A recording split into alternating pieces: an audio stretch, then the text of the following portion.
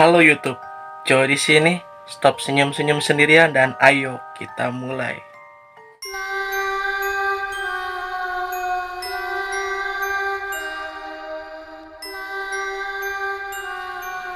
Kalian percaya nggak sama mereka yang tidak terlihat? Ternyata mereka itu hidup berdampingan dengan kita. Mereka hidup di waktu yang sama dengan kita, bahkan hidup di tempat yang sama dengan kita. Dengan kata lain, mereka hidup bergesekan dengan kita. Hanya saja berbeda dimensi.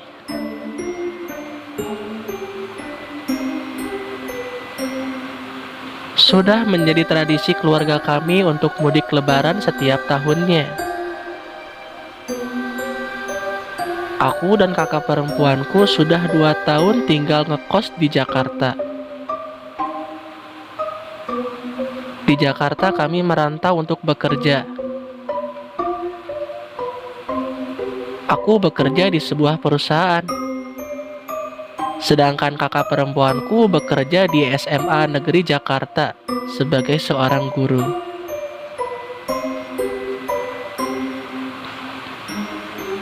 Mudik lebaran tahun ini berbeda dari tahun lalu. Tahun lalu kami berangkat mudik dari Jakarta bersama saudara sepupuku yang juga bekerja di Jakarta ini.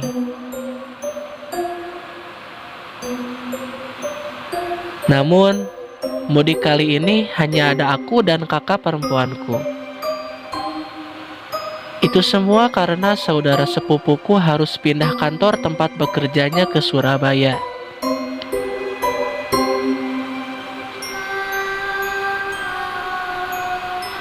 Kami berangkat menggunakan mobil kakak pada malam hari, dengan harapan menghindari macet. Biasanya kami menggunakan jalan tol. Namun, aku tiba-tiba merasa agak tidak enak badan. Aneh, kemarin aku merasa baik-baik saja, tapi sekarang aku merasa sedang masuk angin, tidak enak badan. Kami pun memutuskan pergi menggunakan jalan biasa dengan petunjuk arah aplikasi. Syukur perjalanan kami tidak terlalu macet. Malah bisa dibilang cukup sepi. Saat menyetir, aku pun melihat jam. Dan waktu menunjukkan pukul 12:30 malam. Pantesan agak sepi.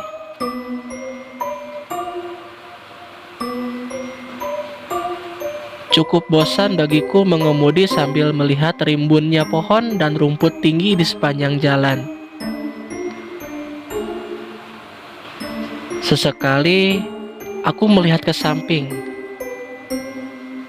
Ternyata kakak sedang tidur. Aku pun mengemudi sesuai dengan arah petunjuk jalan di aplikasi.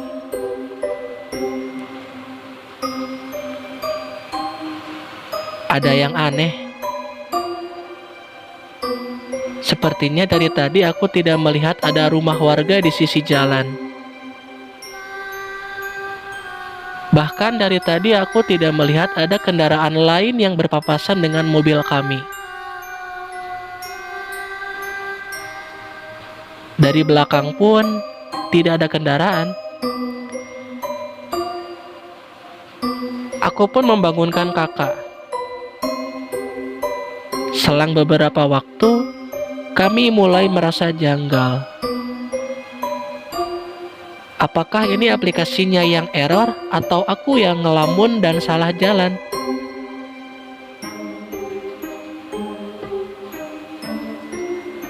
Sembari maju, kami melihat-lihat suasana sekitar. Dan tidak ada satupun sumber cahaya lain selain dari lampu mobil kami. Sekeliling pun masih dipenuhi dengan rimbunnya pohon dan rumput yang tinggi. Pikirku, kami harus tetap jalan dan jangan berhenti. Setelah beberapa menit, kami pun memutuskan untuk berhenti sejenak, sembari meyakinkan dan mengutak-ngatik aplikasi penunjuk arahnya.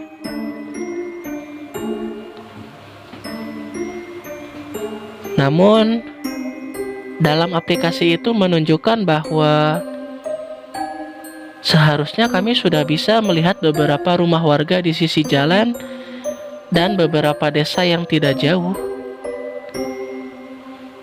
Tetapi semua itu berbanding terbalik dengan apa yang kami lihat di sekitar. Hanya ada jalanan gelap gulita, pohon yang rimbun, dan rumput tinggi sepanjang jalan. Aneh. Kami pun mencoba beberapa aplikasi penunjuk jalan yang lain. Sudah 3 aplikasi yang berbeda kami coba, namun tetap menunjukkan hal yang sama. Sejenak kami berdua terdiam.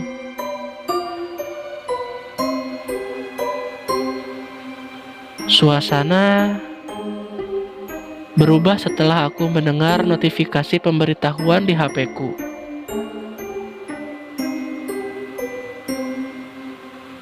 Setelah ku buka, ternyata itu notifikasi aplikasi penunjuk jalan yang tadi. Tetapi sekarang aplikasi ini menunjukkan jalan yang berbeda. Kami pun bingung dibuatnya.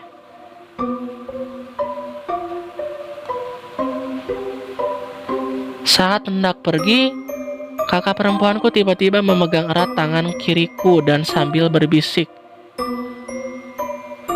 bahwa ada sesuatu di belakang mobil kami. Tepatnya di kaca belakang mobil. Aku pun melihat ke belakang dan ternyata benar. Ada sebuah kain putih yang menutupi semua kaca belakang dari luar mobil. Kami pun mulai merasa merinding dengan situasi ini.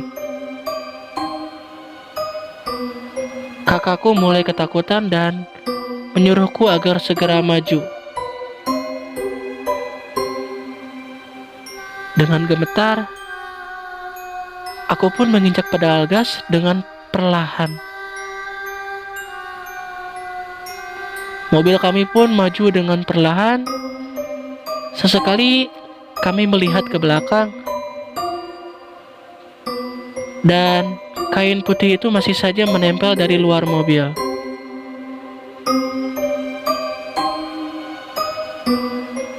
Aku pun perlahan menginjak gas lebih dalam, sehingga mobil kami melaju agak kencang.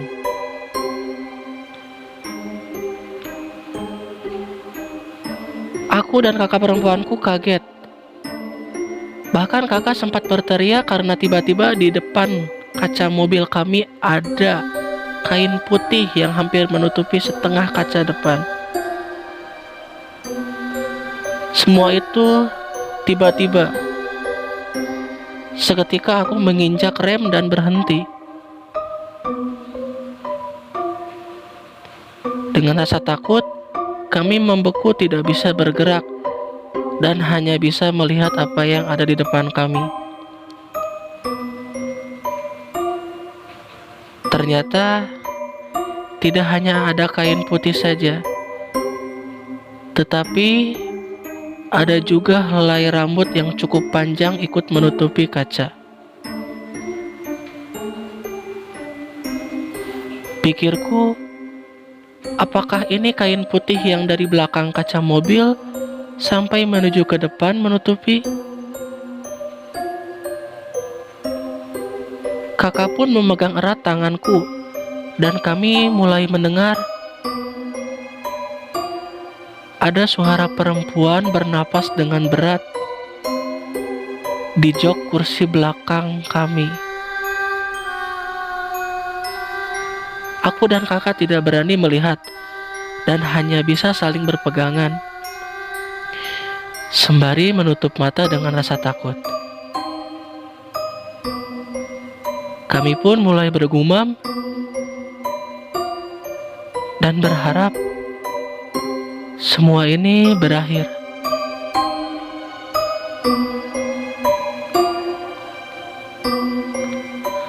Setelah beberapa saat, suara wanita itu pun mulai tidak terdengar. Suasana semua mulai terdengar sunyi. Beberapa menit berlalu. Aku pun mulai memberanikan diri untuk membuka mata. Dan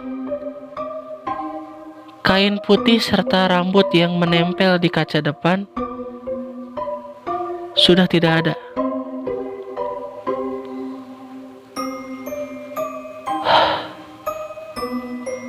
Selanjutnya, aku memberanikan diri melihat ke belakang. Pada saat itu, aku melihat kain putih di belakang mobil perlahan mulai turun dan hilang. Setelah aku yakin semua itu hilang, aku pun menginjak gas dan mulai melanjutkan perjalanan sampai di kampung halaman dengan selamat. Gua benci mengatakannya, tapi videonya udah habis. Ya, udah habis. Like jika kalian suka video ini, pencet tombol subscribe-nya dan jangan lupa sentil juga tombol loncengnya agar kalian bisa mendapatkan update terbaru dari channel ini dengan video-video menarik lainnya yang akan update pada setiap hari Minggu, dan setiap minggu, catat seminggu ya. Nah, bagi kalian yang sudah meng-subscribe dari dulu channel ini, terima kasih karena kalian telah menemani channel ini dari nol sampai sekarang. And see you in the next video. Pow!